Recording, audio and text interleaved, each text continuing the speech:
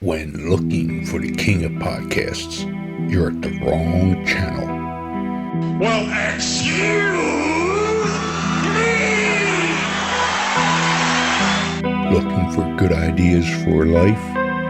You're far from good hands.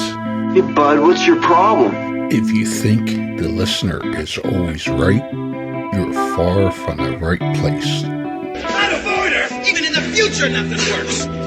Hosted by a Northeasterner by birth, but a rebel by choice. Are you threatening me?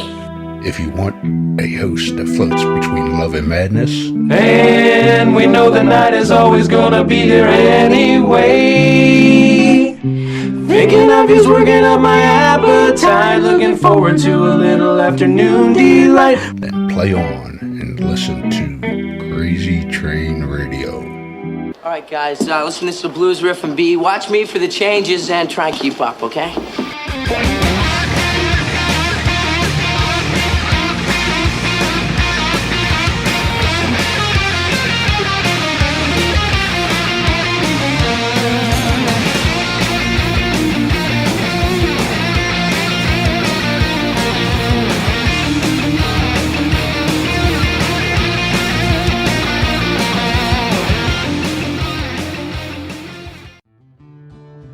Warning, creators of this game do understand the subject matter may be offensive to some, but they do honor the families and people that have been affected by these real-life tragedies that these individuals have caused.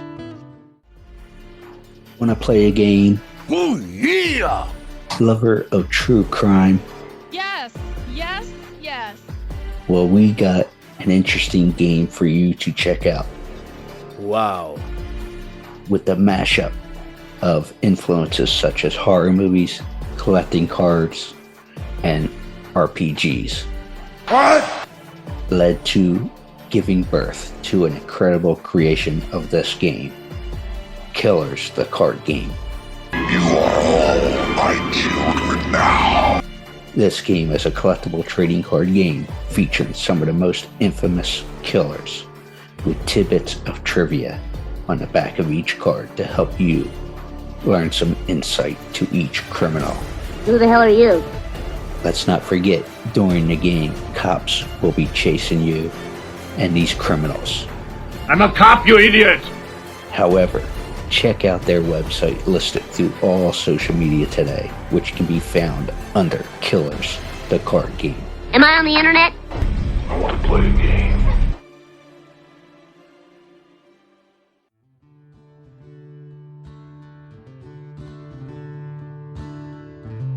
Hi, I'm Janus Blythe from The Hills Have Eyes, and you're listening to Crazy Train Radio.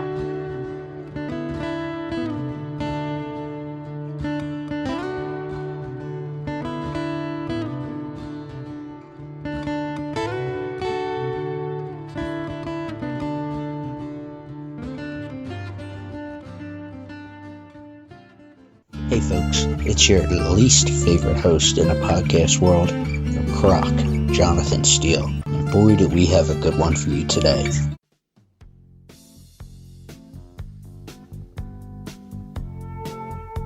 Well, ladies and gentlemen, boys and girls, children of all ages. Actually, I had the pleasure of meeting this lovely lady, and I guess it was October. Scarefest. Yeah, Kentucky.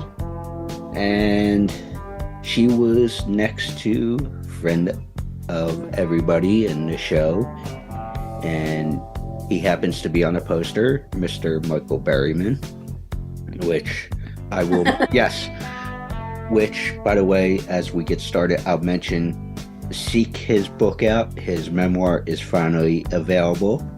I know that's been a long process for him, but let's get back into our guest this evening. She was a co-star on The Hills Have Eyes with him, Mr. Berryman. She was involved in part 2 and a few other things.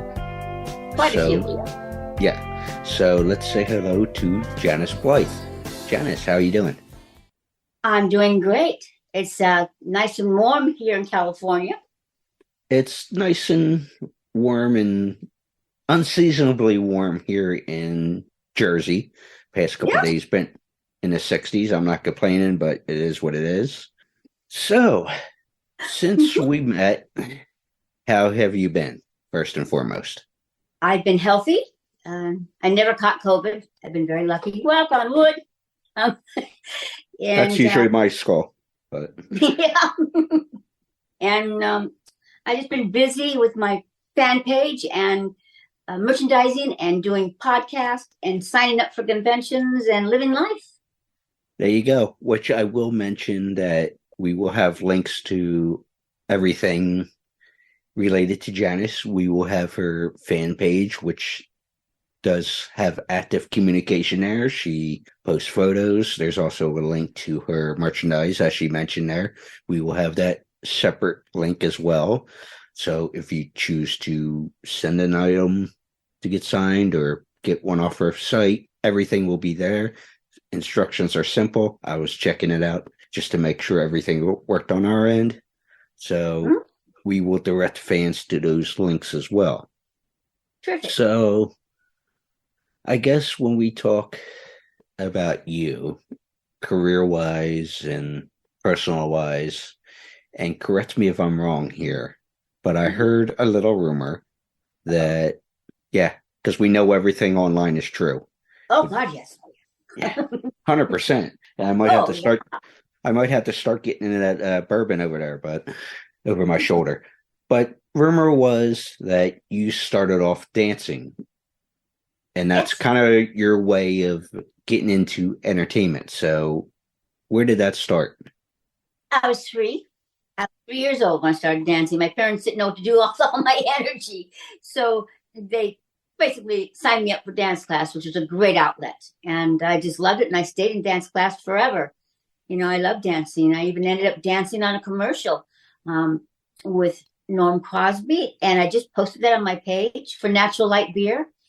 And that commercial aired during the Super Bowl. And you feel you have an Oscar. If you have a commercial on Super Bowl, it's like the Oscar of commercials. You know, I mean, it's amazing. That's the only time I really watched football was that season, because I would wait for my commercial to come on. But I danced. We did a takeoff on John Travolta, you know, like that. Yeah. But at the commercial, Anheuser-Busch asked me to represent Natural Light at their convention with all of their divisions would meet in Lake Tahoe. And I danced with the NBC Orchestra and Doc Severinsen backing me with backup dancers. I have it on DVD, and I've got to get it over to a USB drive so I can post it. I don't know how to do that transfer yet, but I guess I have to get a little machine right to do that.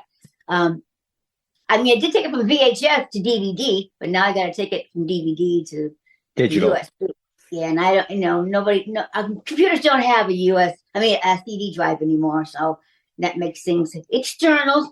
So, but that was really, it's called Command Performance, and that was quite a thrill, all from a commercial.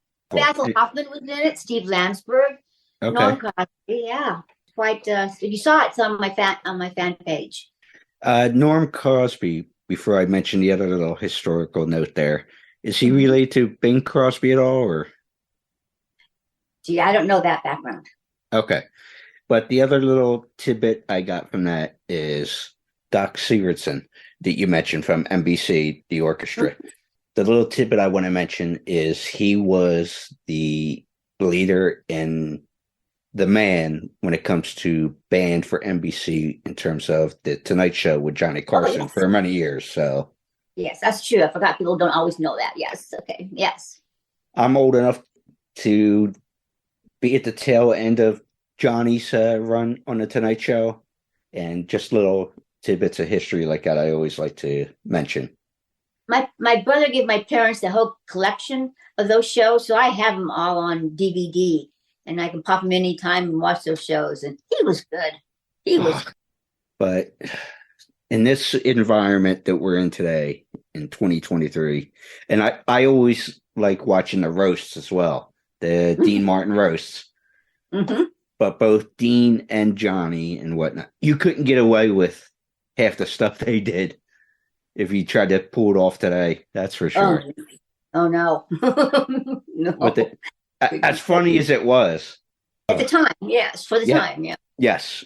Also like to tell people you got to look at it for the time period that it was. Right. And don't go all protesting and get all crazy. And it's just, that's when it was. That's what's happening. Go back to the 50s. That's when it was. When things were happening then. In the 40s, that's when it was. We can't get upset about those times. In the best day, you got to be so careful you can't walk off the curb, and you're walking off the curb wrong. You have to be careful every which way you go. Best way to say it is context is king. Yeah, it's true. But with the dancing and doing a commercial and everything else like that, what led to acting for you? Okay. Well, as I said, at a very young age, I knew I wanted to be an actress. And I didn't even know what it was, but I just walked around saying, I'm going to be an actress, anything that had to do with public, like a fashion show or anything, I'd get my mom to get me into. And as time went on and took dance class, I went to an acting class in Hollywood. What more better is that? Van Mar Academy. And it was a great acting class. You got to go with your scripts in your hand, your sides. You had costumes and sets, and you got to do the whole thing with the script in your hand. So, which is unusual for an acting class. You got to get all, in costume. You got to have this everything. It was really nice. You did the whole thing. He taught you do the whole thing, and he encouraged doing casting in non-union work in movies. Getting your experience. So I was an extra, non-union extra, and I would show up, and you get paid $30 for the entire day. But the extras during the wait time, downtime, it's always hurry up and wait, as in the movie business. And all the extras would be eating, talking on their phones, sitting under trees, and I'd be there watching them set up the cameras, listening to what they're saying, just being right there. And I kind of got to, we need someone to be a wait. And I was nothing, for the non-union extra work, they would tell us how to dress. You're going to be a tourist in Mexico. I would go the opposite. I would go as a person who lives in Mexico. So they would say, we need someone to be a waitress in this movie. That was Aloha Bobby and Rose, by the way. And they went, you. And so I got a part that ended up getting bigger, and they had me dancing on the bar. And things just happen like that. You have to be there. You got to be present. You have to be willing. And I got another non-union little gig. It was a all-female gang. And I have a photograph of that. There's looks like 30 or 50 of us. And we're standing behind Mama, who's like the badass for this gang. And I had a job downtown LA. And it's the Clothing Mart. I'm sure you're familiar with the Clothing Mart where you live. It's very conservative. Your buyers come in from all your stores, and they buy your line, and they put them in the store, and that's how that happens. And I worked in a showroom. I had we called it straight job. That's something you couldn't do today, but we actors always called it a straight job. It means a non-acting job. And I was doing this little extra work. And they said, okay, at the end of the day, we're going to need somebody to stay on. So those of you who cannot stay, step to the left. And those of you who can, just stay where you are. And I said, feet, move.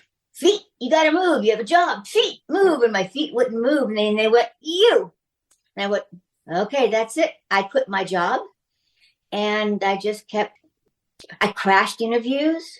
I had a lot of chutzpah. You know that word? I'm of Jewish descent, yes. Oh, okay, me too. I'm half and half. Yes, me as well. I had, oh boy, things I used to sneak on the Universal lot just so I'd walk around to get discovered. I'd sit there and eat at the, food. And I would always just be there. And one day I was at Schwab's, famous Schwab's on Sunset. Actors would go there. Out-of-work actors reading their Hollywood Reporter, having their coffee. And I would stop by if I was there in town. And a friend of mine, Michael Pataki, an actor, was having his coffee. I sat down with him, and I'm really thirsty here. My water. Oh my goodness, I didn't bring it. So So I you was were sitting there, mentioning about Pataki, Michael yes. Pataki. So sitting there having coffee, and he said, "You know what? They're casting a movie. Why don't you go over there and check it out? It's at this address on right down the here off of Hollywood Boulevard." And he gave me the address. Didn't have an appointment or anything, and I went. It was a house, and I was part of the Me Too generation, so it was very difficult. A lot of stuff happened, and your guards up constantly. And I'm walking to a house, not an office, and all these yapping dogs come to the door, little like 10 of them, and this guy kind of like unkept, and floppy looking and nice, but I said, "Oh my God, this is not a casting call." And he said, "Oh, they're down there on Sunset Plaza." I went, "Oh, okay." So I drove down Sunset Plaza, which is a real nice part of Sunset, which has nice restaurants and some office stuff. And you go down the deep driveway parking lot, and there was an office, and there was Wes Craven and Peter Locke. And this was for The Hills Have Eyes. I knew nothing about the movie. I just loved crashing interviews, anything I could do. And they let me, and they gave me a script, told me to come back tomorrow and read the part of Lynn. That was the part Dee Wallace got. And she's the one who has the baby, and all this happens, and she's married, and da da da. And I went home and I read the script, and I came back the next day and I said, "I gotta tell you, I really, really feel an affinity with Ruby." "Oh, well, that you're not right for that. And I mean, we got someone else we're looking at for that. And we want you to read for Lynn." I said, "But because you can't read for Ruby. There's no dialogue. You've seen the film. It's all physical. I think she has one, get me. I mean, she doesn't have to have a lot, like dog. She didn't have a lot of dialogue." So I said, "I really, really, I want to do this part." And so they went, "Oh, well, okay." They had 4 girls that they had gotten down to choose. And they said, Wes said, "Come with us." And we went out in the parking lot. And Peter Locke and Wes Craven, and 4 of us. And he said, "I want you girls to run across the parking lot, touch that pole, and run back." And I knew why, because it's a very physical role. How do you look when you run? So I was at the top of my game at that point. I mean, I ran 3 to 6 miles every morning. The afternoon, I was in the gym, and at nighttime, dance class. So, yeah, my engine was well tuned. And so when he said 1, 2, 3, go, everyone took off, and I stood there.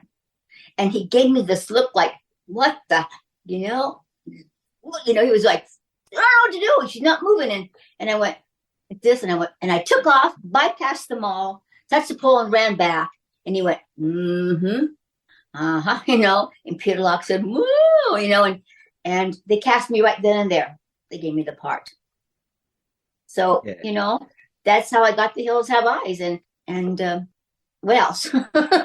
Well, since you brought it up with Hills Have Eyes and Wes Craven and such, and I never had a chance to interact with him, obviously, and the world lost him too soon. Oh, yes.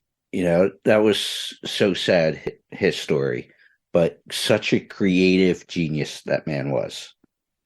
I said he died of brain cancer, and I said he thought too much, He was he was always thinking and writing, But he was very mild-mannered. He was He was a mensch. I'll throw my Yiddish at you. He was a mensch.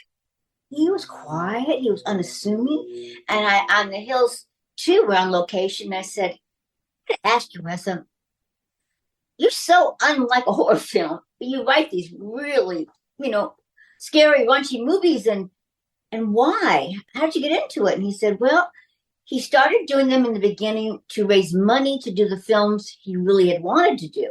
But he had gotten some success from doing these films, so he just continued down that road. So his intention was not to do horror films as an end goal. It was the goal to find another end, but he stayed in it, and I'm glad he did." Yeah, but he was supposed to rewrite the end of Hills 2 for Ruby, because I also said, I want to talk about that. Ruby can't die hitting her head on a rock. I mean, it's not my ego talking here. I said, but that's just Ruby, the ending of part one where she's there with Bobby and Susan, and and they won, the bad family's gone, and now you're gonna have her die while hitting her head on a rock. He said, "You're right. I know. I've been thinking about it too, and I'm gonna rewrite that ending." I said, "Great." So I waited but they had a completion bond, which means you have to complete a film by a certain date or you lose a lot of money. And they had a date, they had to meet, and they always run behind. There's always problems on any set. And we had injuries, sitting in the desert and things like that. And anyways, we were running behind, and came to my scene, and he said, "I'm sorry, I didn't have time to rewrite it. We're going to have to just shoot it as is." And I was like so disappointed. And when you hit your head on the rock, and Peter Locke says, "Yeah, like gurgle, roll your eyes and just like die there." And I went, "I'm not going to die." I said to myself, "Nope, Ruby's not going to die. She's going to pass out. She's going to go unconscious." And that's what I did. People said, "Oh, Ruby died." No. Do you see any blood? You see her doing the dying, things that happen when you die? No. I just said, nope. I just went unconscious because I hit my head. So I wanted to come back for part 3, which, darn it, no one ever wrote. And Michael and I came up with a great concept, and we never went forward with it. But I really wish there had been I think they'd still do a Hills 3. I was thinking of Michael and I coming back and having our children in this, next generation, fighting with each other, that kind of thing. And I was looking up the title. I couldn't think of it, and I didn't want to say it without sounding like a complete fool. But when we're talking about Wes and looking to do other styles of work, the film that I was thinking of was Serpent in the Rainbow. That was a wonderful film. I had a talk show in LA called the Janus Blythe Show. It was my own on cable, Continental Cablevision. And when I wrote the shows and past people that I ended up taking over. It started out as a gore show that someone else called me up about. He wanted to do a little talk show based around horror films, and I would interview people that in some realm of the business worked on that kind of thing. And ended up just becoming the Janus Blythe Show. And I interviewed Wes Craven, and we did Serpent in the Rainbow, and he brought his star on. I have that on VHS tape, which I'm going to transfer to DVD and then figure out how to put it on a USB so I can post it. It's a wonderful, wonderful interview. He gave a good interview. Absolutely, because he was such a bright man. There can't say enough about the guy. But yes. You mentioned Michael there, and we're talking about Michael Berryman, and Yes. mentioned him in the intro and all that. Great guy. He's what you would consider Mensa type, and just very bright, intelligent guy. Can have a great conversation with him. But what Very kind of knowledgeable. relationship? What kind of relationship you have with Michael? Oh, we connected immediately. We still do. And I call him Pluto, my brother. He calls me Ruby. I just saw him in Kentucky, and we stay in touch. We email, we text, and we call, and it's like all this time can pass, and when we see each other, it feels like no time has passed. People. When you look at Michael, people don't know what to think of him because I interviewed him on my show too. It's a great interview I have with him. So I've got to get these on the USB so I can post them. But he has a certain number of disabilities in his body, and one of them is his skin can't breathe. So he has to live in certain environments. And I said, "How are you going to do this in the desert?" And he said, "I'm going to do it." And he did. But we talked to him, you don't see any disabilities whatsoever. He is so friggin' intelligent, isn't he? I mean, he's wonderful to talk to. And this isn't about me, and I don't want to go down that road, me, because it's not cool when hosts do that and all that kind of stuff. But yeah, I try to be conscious of it. But when it comes to him, I remember for that show, the Scarefest, I literally got to town that morning that everything was going to start on Friday. And for folks who might live under a rock, conventions usually, especially these horror ones or sports ones or whatever the case is, go from Friday to Sunday. Mm-hmm. So I happened to walk in said hotel that we were all going to be staying at. And sure enough, who I see in the lobby getting ready to walk over to the building, but Michael. So, and we've, done things like this, when we chatted. So I want to go over and say hello in person, all that stuff, because we communicate text and Zoom and everything else, And next thing you know, I look at my phone. We were sitting there a half hour having a conversation about politics and what's going on in the news and the memoir and, just stuff in the entertainment field, but also the real life stuff that was going on and at that time. That's what he liked to do. He'd rather not talk about his. Yeah, exactly. But it was like no time went like that. Just sitting having it. Something I was, hey, how you doing? Want to say hello. Turned into such a intellectual conversation. I was like, probably an hour passed, right? Oh, it was at least a half hour, and they're like, hey, Michael, people from the convention, hey, we got to go. But it, time went like that. And he'll do this. He'll go, just a minute. I'm not done yet. So long story short, we ended up catching up after the show that first night over a beer and continuing the conversation. So, can't say enough about Michael. Well, one more thing. I love when I go to conventions, they do a Hills reunion and, our tables are next to each other because he and I are kidding back and forth, and it's really fun to be around us because we got these one-liners going back and forth, and we do a lot of shots for the fans. We'll sign together. They can take a selfie of us with them together. He, I, and them. That's really nice. He believes like me, we don't believe in gouging the fans and charging an outrageous amount of money for this stuff. We, just enough to cover everything, but not to break the bank. Yeah, that's a whole different conversation we can have. But speaking of conventions, before I bring up the other project that I want to make sure we get in, 2 parts with this. How have conventions been for you as far as doing them? And I know you're always looking to jump on more and stuff, but which we have links for the fan page and all, which you can connect with you and schedule everything and handle the business of that. But what fans don't realize is that the promoters listen to their attendees. Yes. They write in, they send emails to whichever convention they live near and attend, and they want to see me there. All they need to do is send emails to that promoter, and they read them. They really do, and that's how you get invited. That just happened for me. People are asking me, we want to see you at Cinema Wasteland. I said, well, don't tell me about it. You got to tell the promoter. They did, and I've been invited. I'm going there September 29th to Cinema Wasteland. So that's how it works, everyone. So you need to write in to whatever convention that you attend, and you have to request whoever it is you want to have there. And nothing, you do it, and they'll say, okay, we've got all these requests for Janus Blythe. Let's bring her on. So that's how that happens. And that's important for me. I love going. I love interacting with my fans. I had a guy drive 8 hours. Really? Just to meet me. And that, my heart was really, oh my goodness, my heart was so full. I couldn't believe it.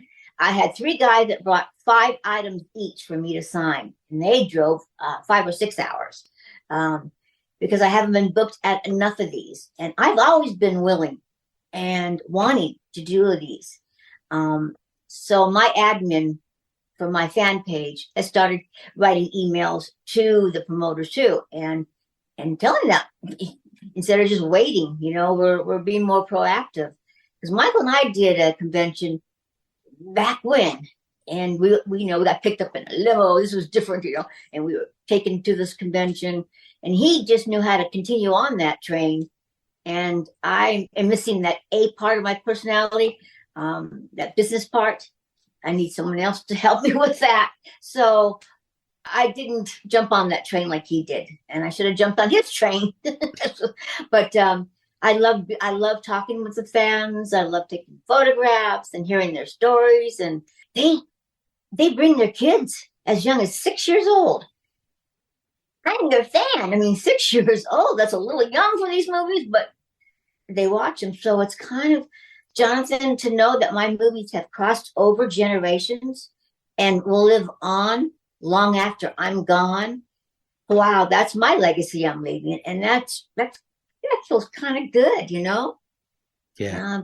Yeah. Well, I was going to ask your favorite thing that you've come across signing for folks. First off, You know, someone asked me like, what was the oddest thing I ever signed? But I mean, what, something that they brought in themselves? yeah, whatever obviously it shows you have pictures and stuff, but fans bring stuff as well.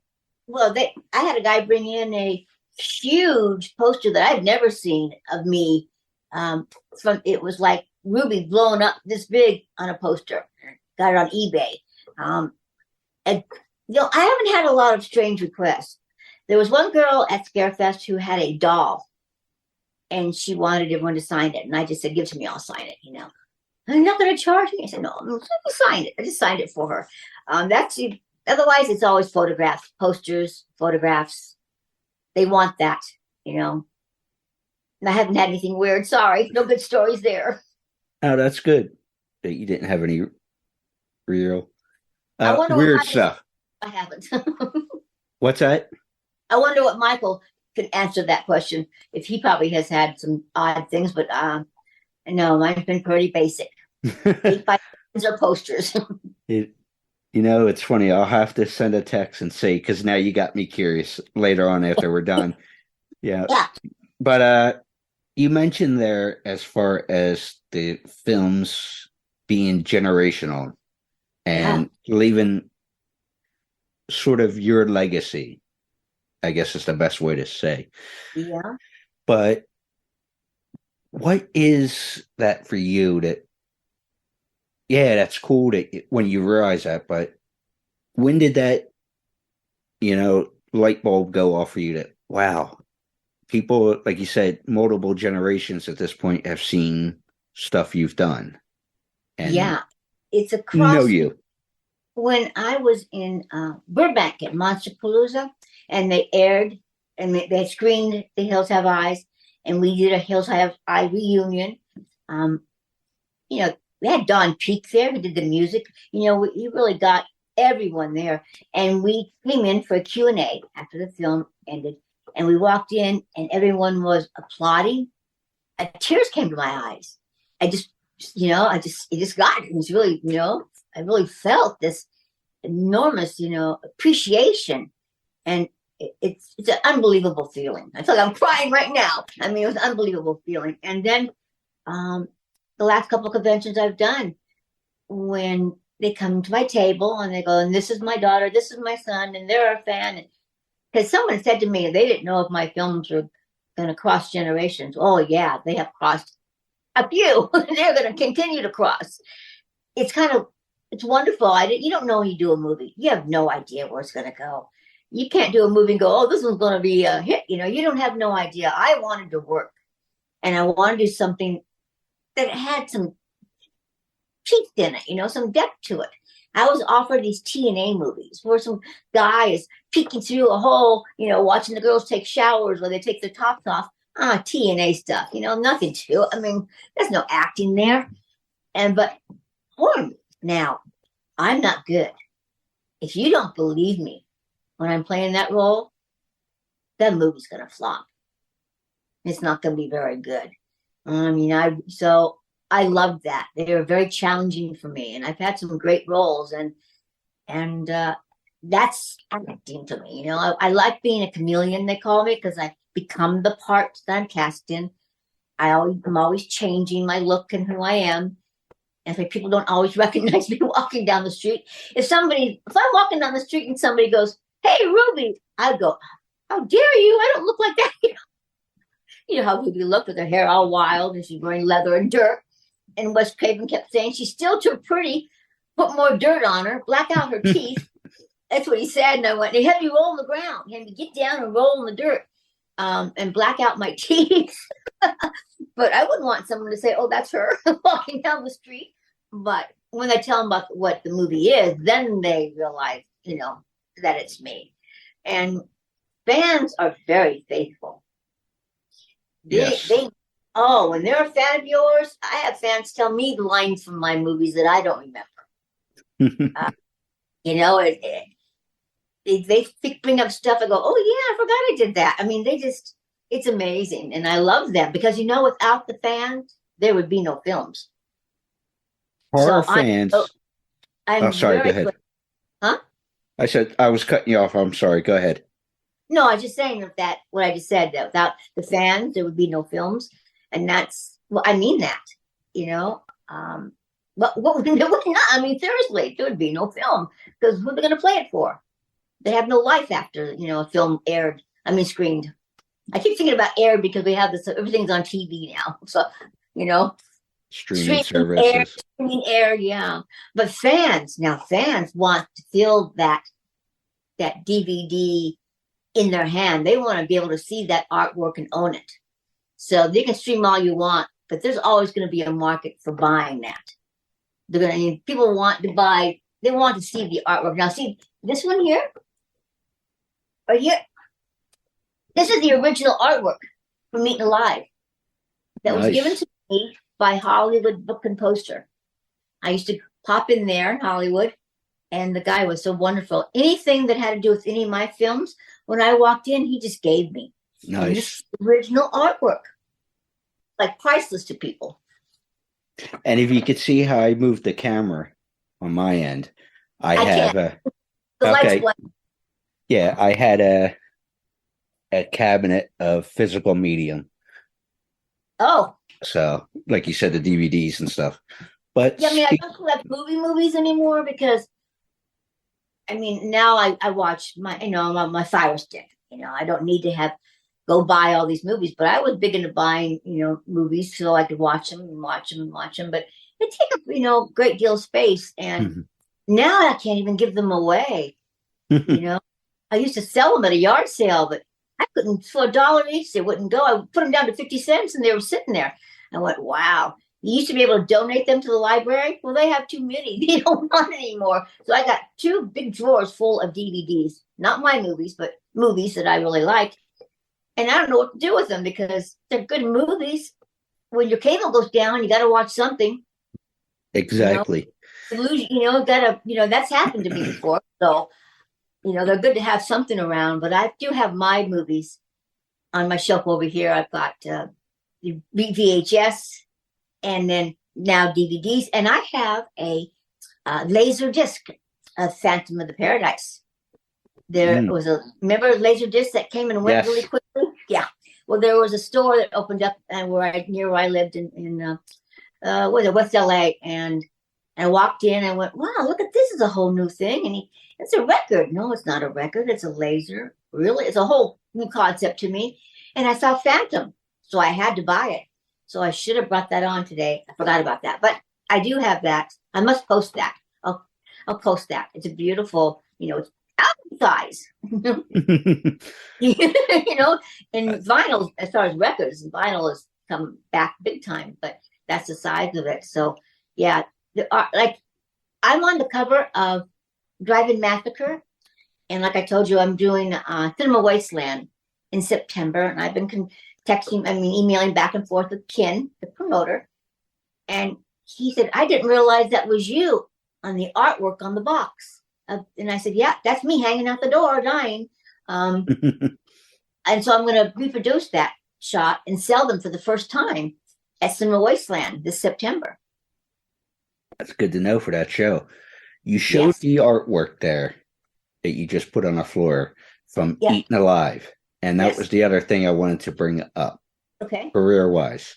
And you worked for another genius, as you would say, in Tobe Hooper. Tobe Hooper, right. So what kind of memories you have from that film, but also... I'll tell you about that. I was on the studio lot on another film. It had a small part in You Light Up My Life, There was a wedding scene. I had one line. I would just work. Whatever I could do, I would take it. But I don't know why, but I took a walk on the lot. And I ran into a writer that I had met when I was going to Van Mar Academy. He came to watch my work because the teacher, this is a great story. I forgot about this. You're flashing me back. Ivan Markota called him down to watch me, purposely to watch me, and to give Ivan his impression of my acting. And I didn't know this. And he watched me do my scenes and all that. And he wrote on a note, "She's excellent," and he gave it to Ivan. So Ivan was like mentoring me. And that writer, Alvin Fast, was on the same lot as we crossed paths. He said, a movie I told you I was going to do one day? Well, we're doing it. And we're casting over here. And we haven't cast the female lead yet. Do you want to come over and read for it? And I went, God, I'm shooting over here on, this lot B over here. I mean, Studio B. He goes, well, just come over anyway. So we were on a break, and I went over, and it was for Eaten Alive, which is called Death Trap, which is called, it's like 15 names of that movie. Did you know that? That movie had so many other names. Death Trap, Eaten Alive, Horror Hotel. I mean, all kinds of names. Anyway, so I went in and I met Marty Bustum, and he was the producer. And they said, okay, we want you. And I went, what am I going to do about the project? I didn't know what to do. So I went over to the assistant director and I said, come here, can I tell you, I have a problem. I don't know what to do. He said, oh, honey, that's great. Go ahead. No problem. Good luck to you. And I went, oh, okay. So I left that production and I went to do Eaten Alive. You never told that story before. That's how I got that part. You're the first time I told that story. Well, that's good to know. Hold on one second. You mentioned earlier about the studying the production side of things and all that kind of as a extra. Yes. Which reminded me of, because I know reading everything online, like I said earlier, tongue in cheek. Yeah, must be the. Yeah, must be this stuff I'm drinking. But read that you assisted other people after you retired from acting. Is that true? What do you mean? I was trying to Google it. There were some directors and things like that you were working with when retired from acting. I didn't retire from acting. Okay. Say the interweb is wrong as usual. So what are they saying? They're saying that I retired and I'm doing something else? But this was before it was referencing before the talk show that you mentioned earlier. Okay. All I can think of is that Tom Holland. Yes, that's okay. Now you're jogging my memory. It was okay. So Tom Holland, yeah. And we were friends, and he was a writer, and he said he wanted someone to, help him. And actors always had to have another job, and so I would go up to his house and I would do whatever he needed. So I was his assistant. And I know what you're getting at. Okay. So I was his assistant and it was in the house and Fright Night, it got sold, So we went from, he's going to now be directing this. And we're doing it on a studio. So he offered me the job. He wanted me to continue on with him. But I couldn't act anymore. And I said, you can't say that to me. Yeah, you're not happy to tell me I can never act. So I could just see me if I told him yes, and then I'd be sitting there, and if a job came up, and I'd be having to sneak around. I mean, it just didn't feel right. You can't tell me I can't act. And so I said, I can't do it then. But I still helped him. I didn't leave that job yet. He had me come in and read the actors. The casting director, Jackie Birch, would do it. And then I said, Tom, why don't you have me do it? Because then you give him both of you can really just see the acting. And then I give the actors a better shot if they have an actor reading with them. So I did that. I read the other parts, and he pulled me to the side. And he said, "Now I know why you can't quit acting." And I said, "Thank you. Thank you." But, I wish I could have worked for him. And if the opportunity came up, I could have, being on the studio like that in the lot, something could have happened. But I didn't want to be sneaking around trying to do it. So maybe that's what you're referring to? Yeah, because the way it was worded was, she retired. She was working with Tom, all that fun stuff. Where'd you find this? I will send you the link that I read. Okay. That way you can see, because, like I said, everything online is true. Oh, yeah. I mean, I try to correct my fans all the time, and I've forgotten a couple of times that someone has said something, and I have to go right in there right away and say, "Nah, that ain't right," and correct them. And they go, "Oh, okay, thank you." Because, it's how rumors start. But as long as they're talking about me, it's okay. Yeah. As long as it's positive. Yeah, when they stop, it's a problem. But so Tom wrote a part for me in Fright Night. He actually created a little part for me. But of course, running over budget, running late, we didn't get to shoot it. But I did read Amanda, who played the young girl, and I just saw her. She lives out here, and I just ran into her at an event, and I said, "I read you for that part," and she went, "What?" And so, that many years ago, and we both live out here in the desert. Amanda does directing as well now. Oh, okay. I don't know if you're aware of that, but no. Yeah, so but it's what we were saying there about the confusion with stuff that was put out there. That's why I enjoy doing this conversation. Yes. Because we try to get the actual info out there. Mm-hmm. But last question. Obviously, you mentioned that show in September, but what is next? April, I'm going to Canada.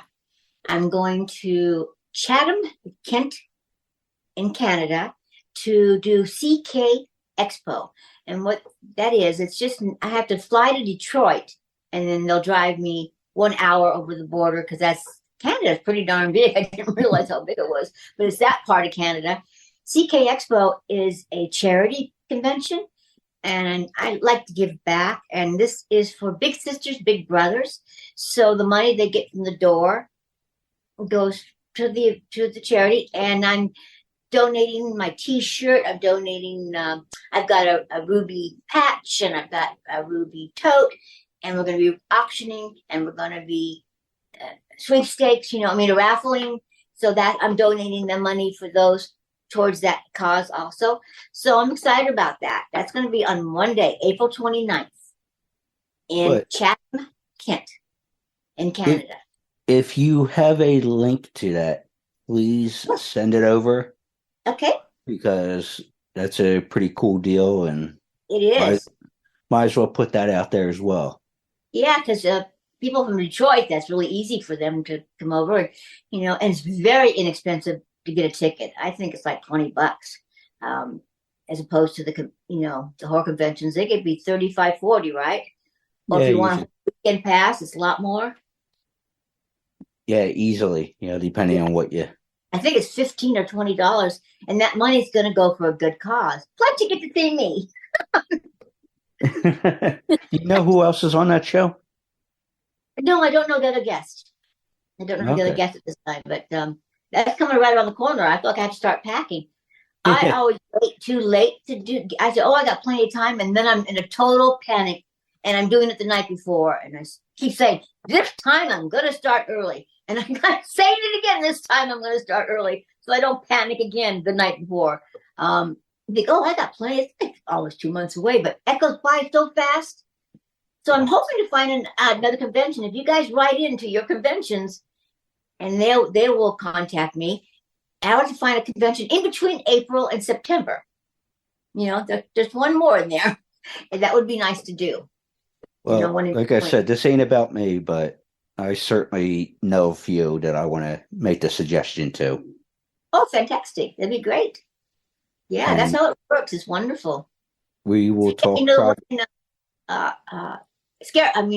Cinema Wasteland, he wrote me, I said, because I'm only used to being brought in as a reunion. So I did write to him and said, "Are you wanted to do a reunion? You wanted everyone else there?" He said, "Nope." He said, "I've had a couple of them back, since we did the first reunion in 2013." He said, "But I've had requests for you, so I'd like to have you solo." And I went, "Oh, okay." My little feathers all went, "Yeah." So I'm going to be the only one at that convention from The Hills Have Eyes. Always a good shot to the ego, that's for sure. It just makes you feel wanted, appreciated. And he actually, Ken owned a video store 30 years ago or something. And owning that video store has rolled into Cinema Wasteland. And his theme is like drive-in movies. And I didn't know this. I said, you want me to bring photos from Drive-In Massacre? And he went, that's what he said. He didn't know I was on the artwork. And I said, yeah, we're going to do that. Also, a little movie I did called Spine. He's thinking he wants to screen that movie that weekend because, it's one of those low budget type things that fits into that little category of 70s, movies, drive-in movies. So he's going to screen that one, Spine, which I don't even talk about it because I forgot about it. But now it's coming back up again. It's amazing how my career is like refurbishing. It's like it's had like a redone. It's been redone. It's like I'm feeling more popular now than ever. And that's just, it's awesome to me. I love you all. It's just awesome to me. And like she was saying, make the suggestions to your local show. And also check below the links to fan page on Facebook. You have the link to get autos and stuff like that, or get your merch done. Yes. But also, like I said, we've been saying is make the suggestion for her to come to your show. They'll listen. They will listen. Exactly. Make a suggestion. They will come. It's like the old Kevin Costner line from a baseball movie. Build it and they will come. That's what I'm thinking of. The Field of Dreams. Yes, thank you. Field of Dreams. That was it? Oh, good. Yeah. Yeah. Just to mention, just ask for Janus and she will come. Yes. Exactly. Janus, thank you so much for the time. Oh, thank you for the interview. It was wonderful.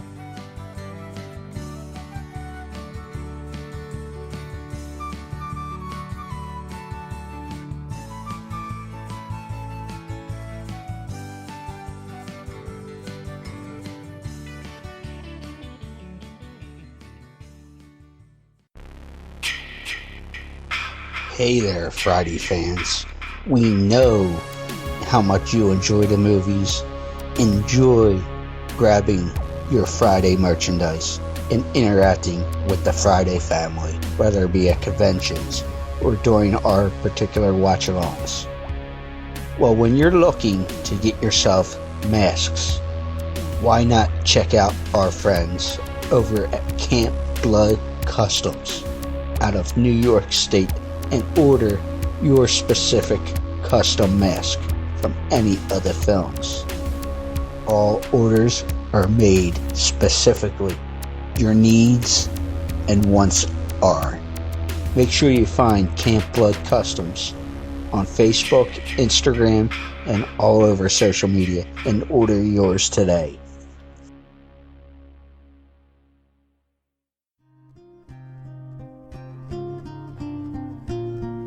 Hi, this is Michael Berryman, and you're listening to Crazy Train Radio. Woo-hoo!